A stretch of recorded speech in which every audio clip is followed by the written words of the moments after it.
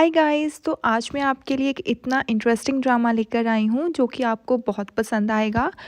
तो शो की स्टार्टिंग होती है शीनयान और रिकी से, और ये दोनों एक दूसरे को होटल के रूम में किस कर रहे होते हैं।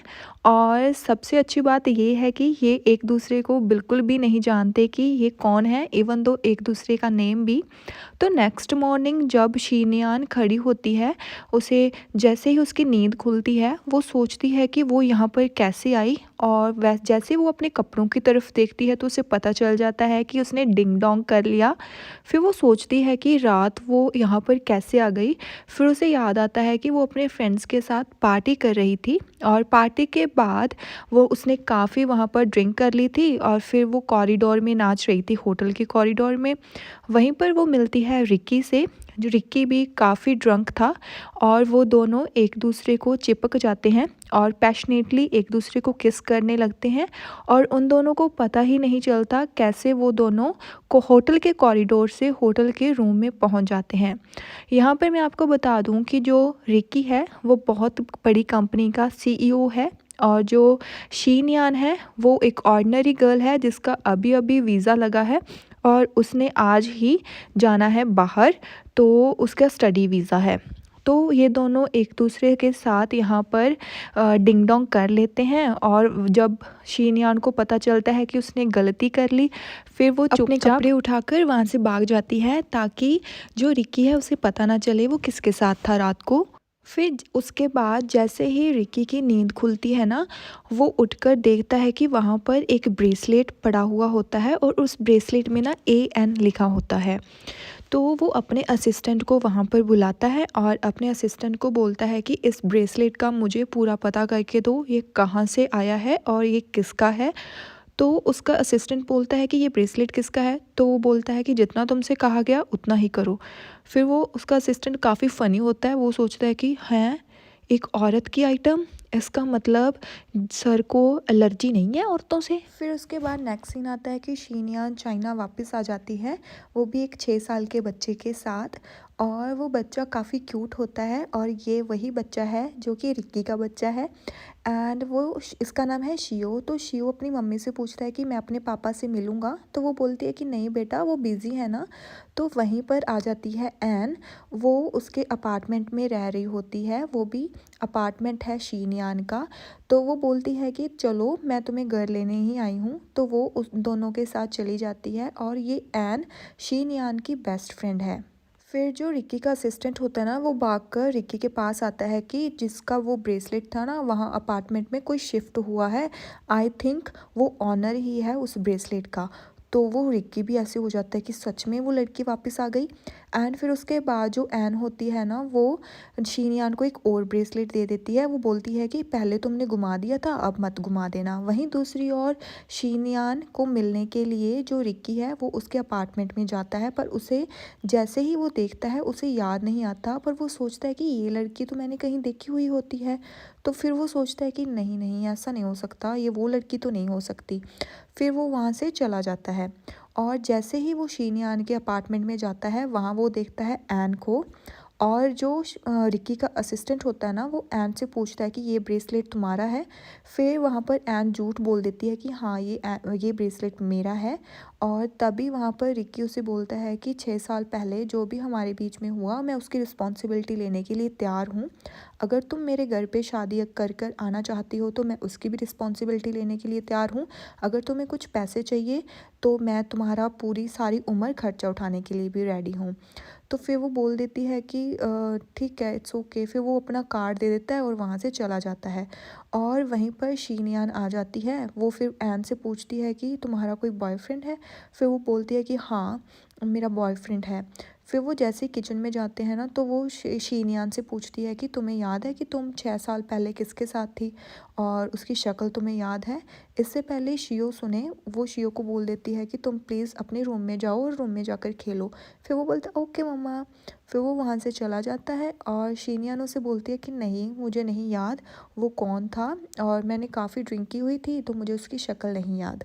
और इतना सुनते ही ना एन पूरी खुश हो जाती है और फिर वो बोलती है कि इट्स ओके, मैं तुम्हारी हमेशा सपोर्ट करूँगी। और जैसे वो बोलती है कि मुझे ना इस कंपनी में यहाँ पर जॉब मिल गई, तो वो डर जाती है और उसका हाथ कट जाता है। फिर वो रूम में आ जाती है। तो इससे पहले कि शीनयान उस रिक्की से मिले, वो सोचती है कि मैं ही पहले उसकी गर्लफ्रेंड बन जाती हूँ। तो वो रिक्की को कॉल करती है, जो उसने कार्ड दिया था उसे बोलती है कि मैंने अपना माइंड बना लिया है, मैं आपके साथ शिफ्ट हो रही हूँ। फिर नेक्स्ट डे जो शीनयान है वो रिक्की की कंपनी में एज अ असिस्टेंट काम करने जाती है। पर वहाँ पर आ जाता है रिक्की, और वो जैसे ही शीनयान को देखता है ना, तो वो अपने असिस्टेंट को बोल देता है कि ये लड़की ही मेरी सेक्रेटरी बनेगी। और वो बोलता है कि यही क्यों? फिर वो बोलता है कि इसका एक बच्चा है, तो यही मेरी सेक्रेटरी बनेगी। पर जैसे ही शीनयान रिकी को देखती है ना, वो शॉक हो जाती है, क्योंकि उसे वो सारी बातें पुरानी याद आ जाती है कि कैसे 6 साल पहले उन दोनों ने एक अच्छा सा टाइम स्पेंड किया था। और वो उसे देखकर ही मुंह साइड पर कर देती है। वहीं जो शीनयान को वो बोलता है रिक्की की, मुंह इधर मेरी तरफ करो और आज से तुम मेरी सेक्रेटरी हो। और वो बोलती है कि मैं ही क्यों? फिर वो बोलती है कि क्योंकि मैंने तुम्हें देखा था, तुम्हारा एक छोटा सा बच्चा है और तुम मैरिड हो, और मुझे एक मैरिड वुमन ही सेक्रेटरी चाहिए थी।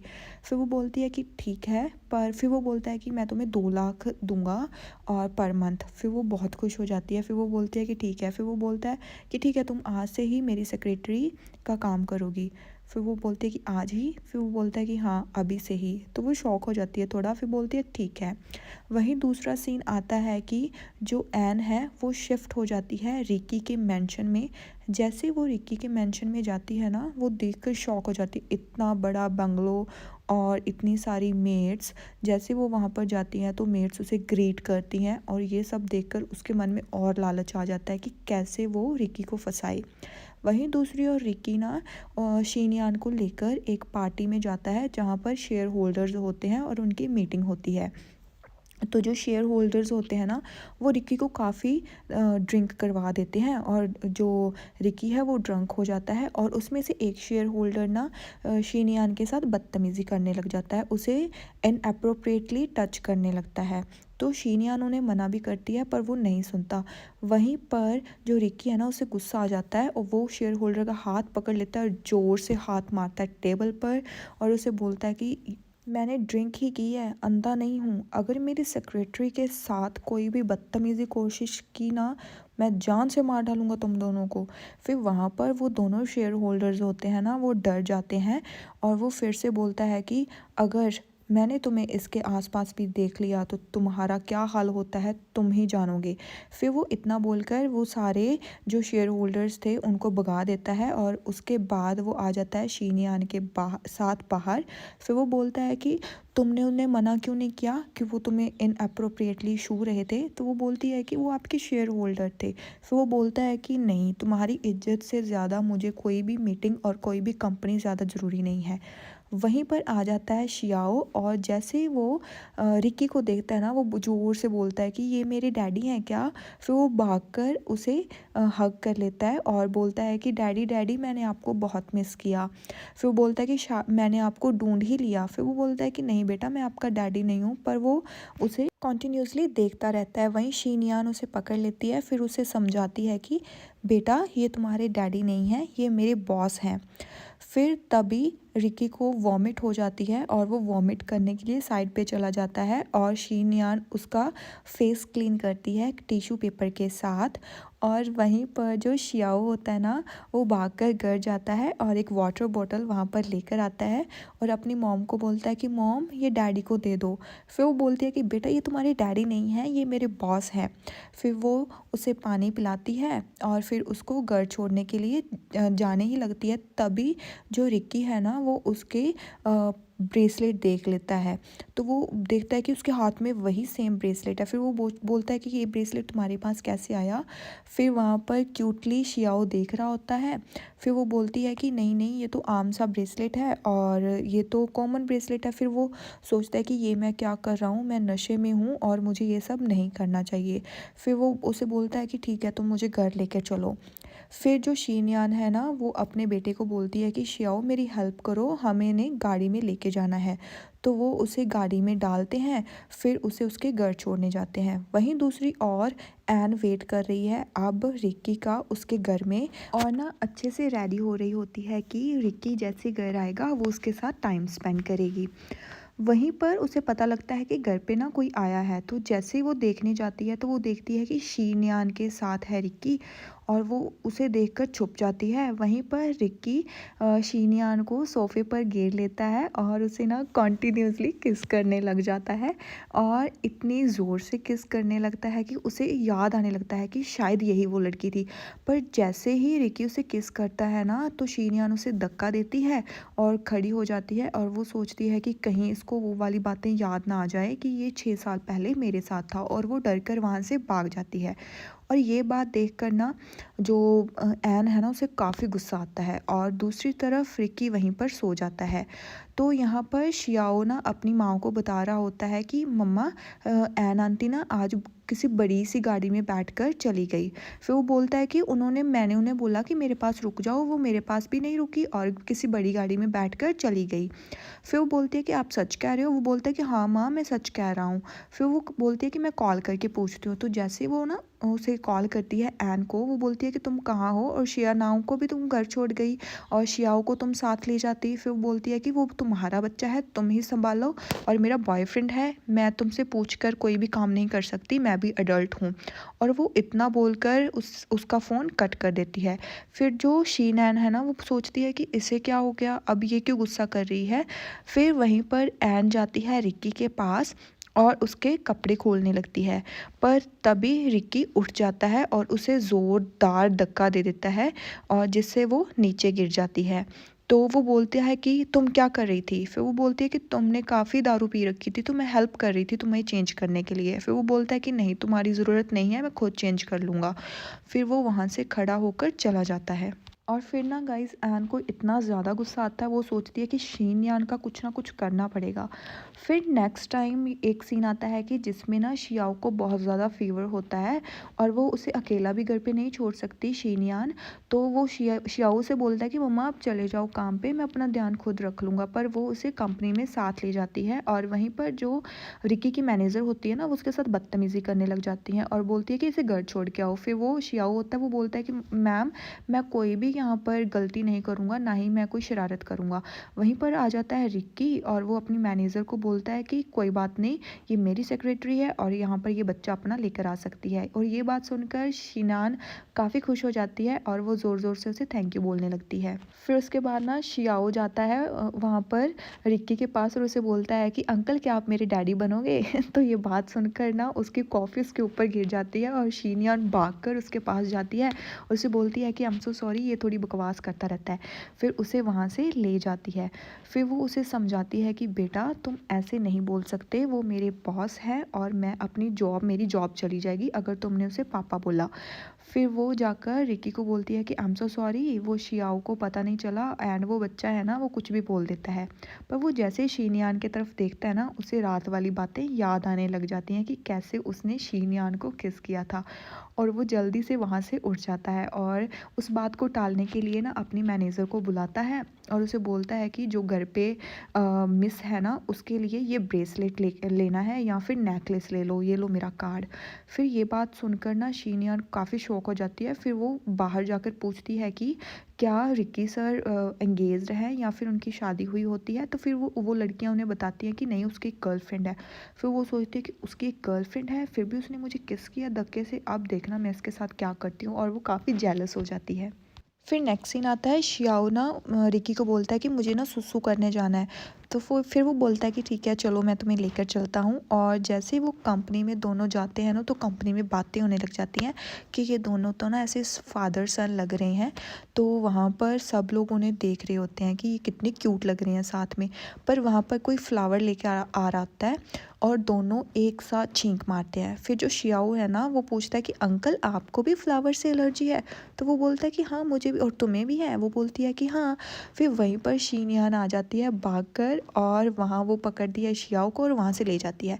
फिर जो रिकी है ना वो सोचता है कि इसे क्या हो गया, मैं तो इसकी हेल्प ही कर रहा था, इसके बच्चे को सुसु करवा रहा था, फिर भी ये लेकर उसे भाग गई। फिर नेक्स्ट सीन आता है जब वो नेकलेस मैनेजर वहाँ पर एन को देती है और एन ये देखकर काफ़ी खुश हो जाती है कि वाह इतना एक्सपेंसिव। तो फिर वो रिकी को मैसेज करती है कि रिकी क्या हम आज रात को डिनर पर चलें। फिर वो उसे बोल देता है कि ओके श्योर चलते हैं, और ये सुनकर वो काफ़ी ऐसे खुश हो जाती है। वहीं शीनयान रिकी को छोड़ने आती है होटल और बोलती है कि मैं रुकूं यहाँ पर। वो बोलता है कि नहीं तुम चली जाओ। फिर जो शियाओ है ना वो उसे बोलता है कि ओके बाय अंकल। तो फिर वो उसे प्यार देकर वहाँ से चला जाता है। फिर वो अपनी माँ से बोलता है कि मम्मा ये मेरे डैडी नहीं बन सकते क्या। फिर वो बोलती है कि नहीं बेटा वो तुम मेरे बॉस है ना, तो वो तुम्हारे डैडी नहीं बन सकते। फिर इतना बोलते ही वहाँ पर आ जाती है एन। तो एन को देख लेता है शियाओ। फिर वो बोलता है कि मम्मा वो देखो वहाँ पर एन आंटी जा रही हैं। फिर वो बोलती है कि नहीं नहीं उसके तो बहुत महंगे कपड़े पहने हुए हैं, इतना महंगा कपड़ा तो एन आंटी आपकी नहीं अफोर्ड कर सकती, मे बी ये कोई और है, ये पक्का रिक्की की गर्लफ्रेंड है। तो फिर वो बोलती है अपने बेटे को कि बेटा अब तुम उन्हें डैडी नहीं बोलोगे, उन दोनों का रिलेशनशिप है और उनकी गर्लफ्रेंड है, तो उन दोनों में कोई प्रॉब्लम आ सकती है। वहीं पर एन रिक्की को काफ़ी इम्प्रेस करने के लिए ऐसे कपड़े वगैरह दिखा रही होती है, पर वो बिल्कुल नहीं देखता। वहीं पर एक लड़की और उसकी माँ बैठी है, वो उसकी तरफ देख रहा होता है। फिर जो एन है ना फिर वो बोलती है कि तुम्हें बच्चे पसंद हैं क्या, इसलिए तुमने शीनयान को अपनी सेक्रेटरी रखा है। फिर ये बात सुनकर वो बोलता है कि तुम्हें कैसे पता कि उसका एक बच्चा है। फिर वो बोलती है कि आपके मैनेजर ने मुझे बताया था, ऐसा कोई मतलब नहीं है। फिर वो बोलता है कि तुम घर पे हो ना तो घर तक ही सीमित रहो, मेरे ऑफिस में पहुंचने की तुम्हारी कोई ज़रूरत नहीं है। और उनकी वहाँ पर काफ़ी फ़ाइट हो जाती है और रिक्की उसे बोलता है कि मैं यहाँ से जा रहा हूँ और आज के बाद तुमने अगर मेरे मैटर में कोई भी इंटरफेरेंस की तो मुझसे कोई बुरा नहीं होगा। फिर यहाँ पर ना एन को काफ़ी गुस्सा आ जाता है और फिर वो ना उसका फ्रेंड होता है शीनयान का लंदन में, तो उसे कॉल करती है और उसे बोलती है कि अगर तुम नहीं चाहते कि शीनयान किसी और की हो जाए तो यहाँ पर China. Thank you so much, bye.